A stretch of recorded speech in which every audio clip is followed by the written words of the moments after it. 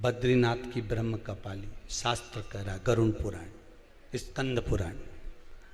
Direct छोड़ जाओगा तो फिर वो जाएगा, कहीं नहीं गया, घर पे ही है। ओके, ऐसे नहीं जाऊं, माल टाल खवाया नहीं और छोड़िए माँ बद्री के साथ नहीं गया। ऐसा बहुत झंझट है साहब, ढेर सारा लोग झंझट में पड़ा हुआ है बहुत। कोई के सनाद में गया जी करके आ जाओ, इसके बाद बामन के भोजन ही मत करा, सीधी छुट्टी। हम तो छोड़ आया, हम तो छोड़ के आया।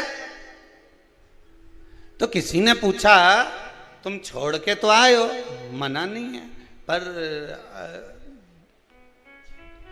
जब 16 श्राद्ध आता है, 16 दिन हमारे पितरों को मृत्यु लोक में भेजा जाता है। तुम तो छोड़ आए। तुम्हारी शादी किसी गार्डन से हुई, बोलो ईमानदारी की बात, अब गार्डन से हुई तो तुम 50 बार गार्डन के सामने से निकलोगा तो तुमको याद आएगी कि नहीं आएगी? बोल, ईमानदारी से बोलना। मेरी शादी धर्मशाला से हुई थी, भले वो धर्मशाला की जगह पे दूसरी कॉलोनी बन गई, भले वो धर्मशाला की जगह पे दूसरा कुछ बन गया, भले वो गार्डन की जगह दूसरी चीज बन गई, पर याद तो है नहीं तुम्हें कि यहीं आफत आई थी हमारे? ध्यान में तो है कि इसी गार्डन में मेरी शादी हुई थी, यही धर्मशाला, इसी धर्मशाला में मेरा ब्याह हुआ था। ध्यान में है कि नहीं? जितनी बार निकलोगे तुम्हें वो धर्मशाला याद आएगी, जितनी बार निकलोगे तुम्हें वो गार्डन याद आएगा, जितनी बार निकलोगे तुम्हें वो नजर आएगा कि यहां मेरा विवाह हुआ था, यहां मेरी शादी हुई थी। उसी तरह हमारे पूर्वज हैं, हमारे पितृ हैं, जब जब 16 श्राद्ध में मृत्यु लोक पर पितृलोक से आते हैं, सबसे पहले तुम्हारे ही घर पर जाते हैं, आस लगाकर, विश्वास लगाकर तुम्हारे ही दरवाजे पर जाकर कुछ मांगने का प्रयास करते, कुछ पाने का प्रयास करते तुम्हारे दरवाजे। ये फर्ज आपका है, ये फर्ज आपका है कि आप उनको दे रहे हो ना दे रहे हो।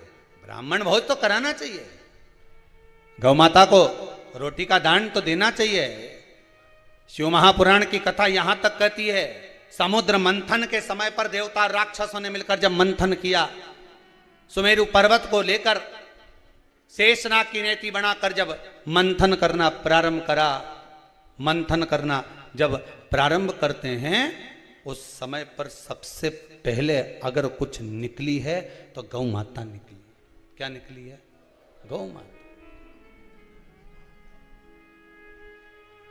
कारण, गाय को निकालने का कारण केवल इतना था कि गाय का जो दूध निकलेगा, मंथन में जो विष निकलेगा, उस विष को जो पिएगा उसका कंठ जलेगा, और उस कंठ की जलन को गाय का जो दूध है वो जलन को रोक सकता है।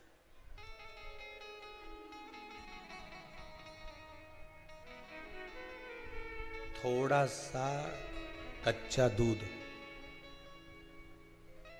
कच्चा दूध मतलब तपाया ना हो, आवाज बढ़ा रिटर्न, थोड़ा सा कच्चा दूध, और अपन अमावस्या के दिन या पितृपक्ष में या ब्राह्मणों को या ब्राह्मण के बच्चे को अमावस्या के दिन दूध पिलाते हैं या दूध का गिलास देते हैं, तो वो पका हुआ नहीं रहता, वो पका हुआ नहीं रहता, वो कच्चा दूध है। पीपल के नीचे जो दूध चढ़ाते हैं वो जम के बोलते जाओ कच्चा। शिव जी को जो दूध चढ़ा है वो कच्चा। कहीं पूजन में अगर प्रयोग लिया जाए तो कच्चा। पका हुआ का वर्णन नहीं है कि पका हुआ दूध होना चाहिए, यहाँ तो कच्चे दूध का वर्णन है कि कच्चा दूध, वहां कच्चा दूध चढ़ाया जाता है। किस लिए है? कारण क्या है? शंकर भगवान के श्री विग्रह में, भगवान शंकर के शिवलिंग में, भगवान शिव के शिवलिंग के भीतर सारे लोक, चाहे वो बैकुंठ लोक हो, चाहे वो मृत्यु लोक हो, चाहे वो पितृलोक हो, सब उस शिवलिंग के भीतर विराजमान है महाराज। शिवलिंग के भीतर विराजमान है महाराज, शिवलिंग के भीतर सारे के सारे सारे लोग वहां पर विराजमान है। ठीक है, अब आपने जब कच्चा दूध शंकर जी पर समर्पित किया तो केवल शिव के लिए नहीं गया, वो कच्चा दूध जब आपने शंकर भगवान को चढ़ाया तो वो दूध सारे लोकों में होता होता पितृलोक में भी गया, और जो आपके पूर्वज थे उनका कल्याण कर दिया उस दूध ने, उस भाग ने।